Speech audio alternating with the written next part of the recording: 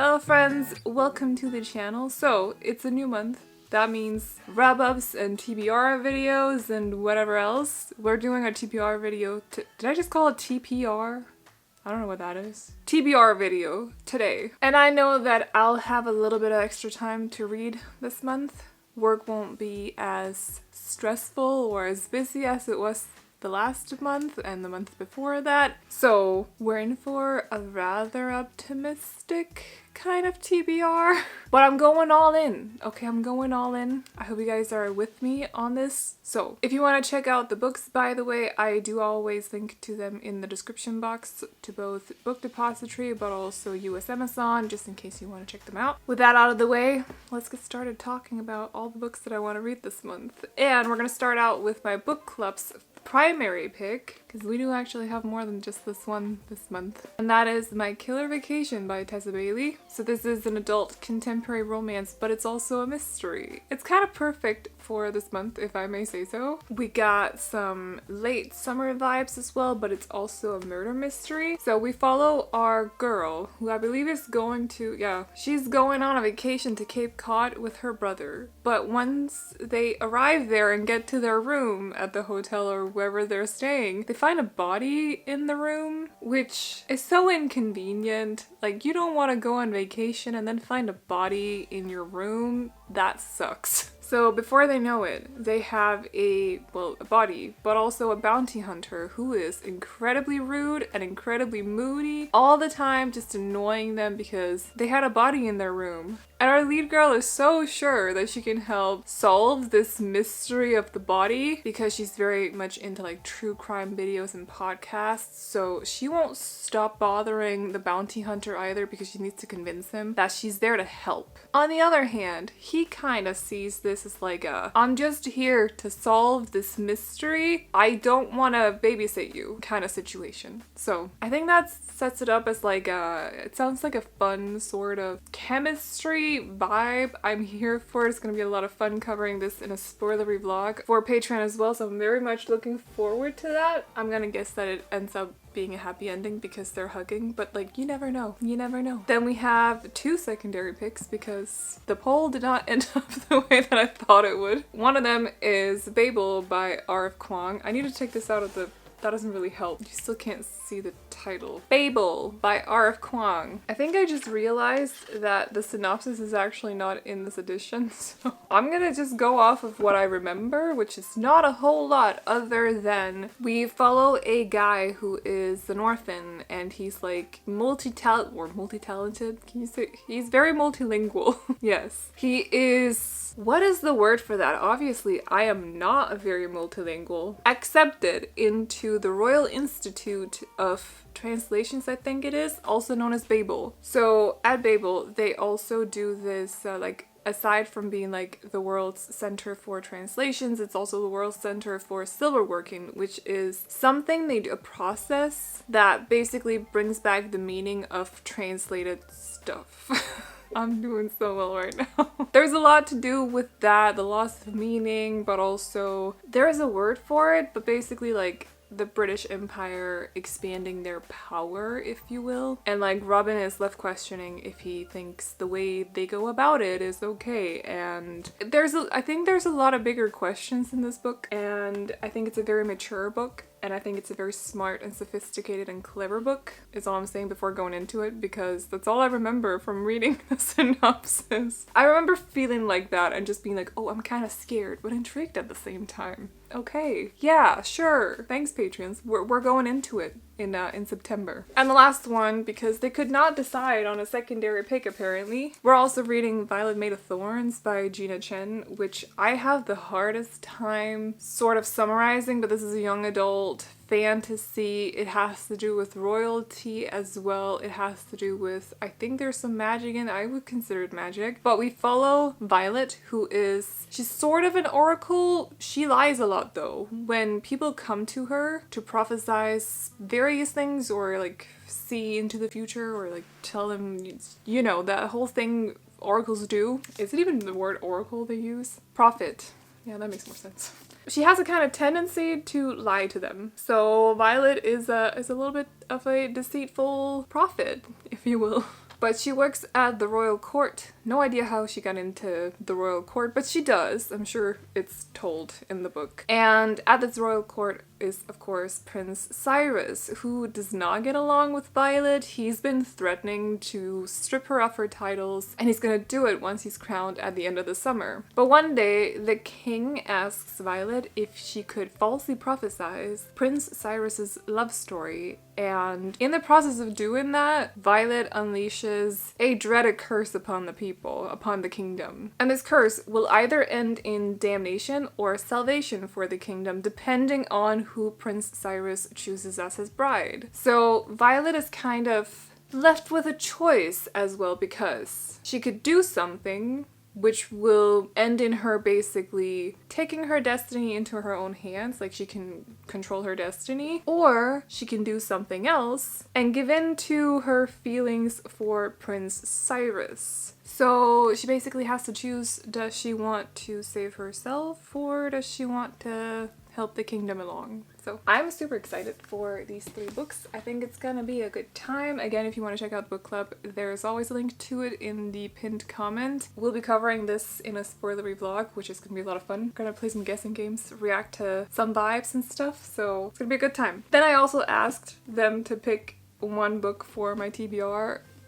And somehow it ended up being a tie between 3 books. So I chose the one who got the most votes the fastest, which was Vespertine by Margaret Rogerson. Also, this feels, or at least looks like, it's going to be a perfect fall read, so it'll probably be a late September read for me, which I'm very much looking forward to because I bought this last year and I did not read it, so we're doing that this year. But in this book, we follow our lead girl, who is training to be a Grey Sister. What Grey Sisters do in this world is that they cleanse dead bodies so that the souls can move on to whatever comes after death. And if they don't do this, if they're not cleansed before moving on, they will basically become like spirits, but like hungry, ravenous spirits. One day though, our lead girl and her coven is attacked by something, and to protect themselves from this something, I don't know what it is, our lead girl basically summons a spirit that unfortunately turns out to be a revenant. She uses a relic to do this, by the way, and the only ones who can actually control spirits through relics are Vespertines. Our lead girl is not a Vespertine. Vespertine, or being a Vespertine, is kind of like an art that is lost, so she doesn't really have anyone to go to for help with this, and ends up basically asking the Revenant for help. The Revenant is like super aggressive spirit that can take over others and stuff, so it sounds very messy. On top of this, there's another great enemy that is awoken, and our lead girl starts to unravel some secrets as well. She doesn't really know who to trust. She doesn't know what to believe. Should she believe everything that she's learned so far? And at the same time, she needs the Revenant's help for this great enemy that has awoken, but she also doesn't know if she can trust the Revenant. So at least that's as far as I've gathered. I think it'll be a fun read for early fall times, so I'm very much looking forward to that. Kind of been looking forward to it since last year. It's about time. And then I actually have a book that I just talked about in another video because I'm a little bit afraid of this book. I'm still kind of afraid of it, but I have started it. And that's the first step into facing your fears. You just gotta jump into it. So I did. And it is The Priory of the Orange Tree by Samantha Shannon. This is high fantasy, adult, and dragons. I don't really know what else is in it so far. I'm only about 80 pages into it, I think. But yeah, 78. But so far so good. We definitely have a little bit of, there's some drama almost happening. There's a great enemy who has awoken. Again, great enemies awake.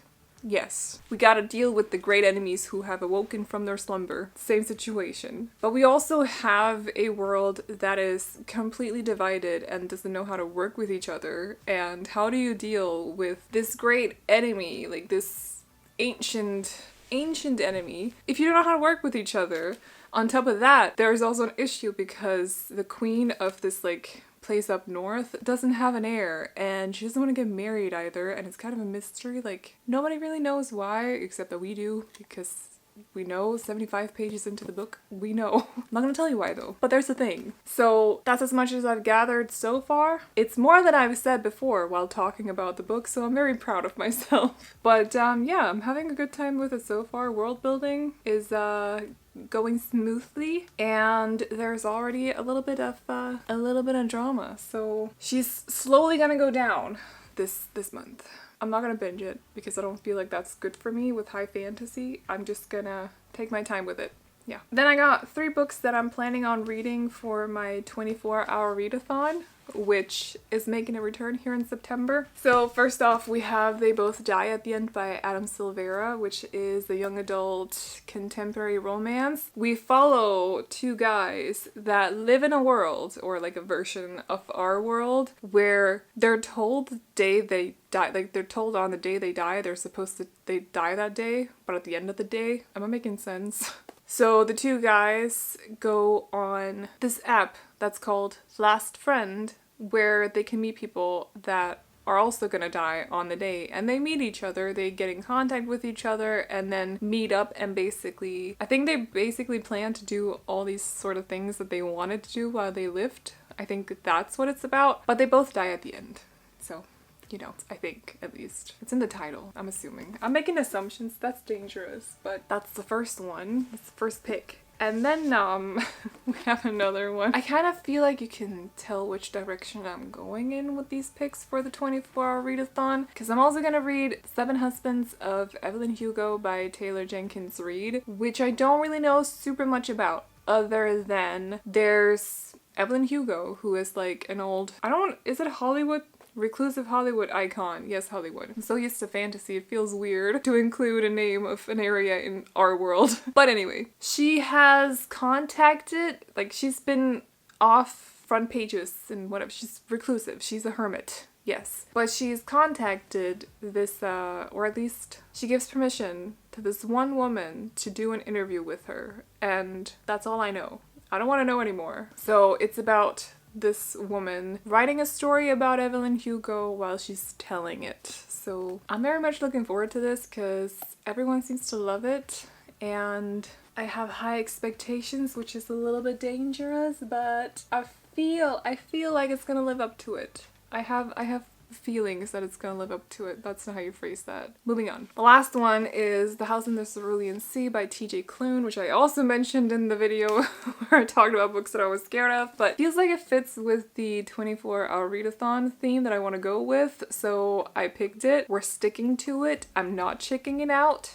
Chickening out? That sounded weird for a second. It's fine. But this book is about an orphanage where you have a lot of, there's a lot of kids at this orphanage that have very powerful powers, basically so powerful that they can cause the end of the world. And there's a guy who goes to this orphanage to check it out. He's a caseworker, so he goes there as a part of his job, and while he's there, he also meets the guy who runs this orphanage, or at least, yeah, let's go with runs this orphanage. And there might be a love story. Yes, there probably is a love story. It's TJ Klune. I'm expecting a love story. So, looking forward to this one a lot. I'm looking forward to all of them. I don't know why I keep saying that. I'm excited for this one, but also the rest of them. But also very nervous, because I did not really super vibe with Under the Whispering Door at times, and I didn't like the ending, so I'm kind of like, ooh, is this gonna be sort of, I've been told that it's not. I've been told that this is better, which does give me some hope, but still a little bit nervous. I almost forgot her, but I'm actually also reading Harrow the Ninth. I don't have a physical copy of the book right now, but I am planning on, there's a special edition set of Illumicray that's coming out, which I really want. So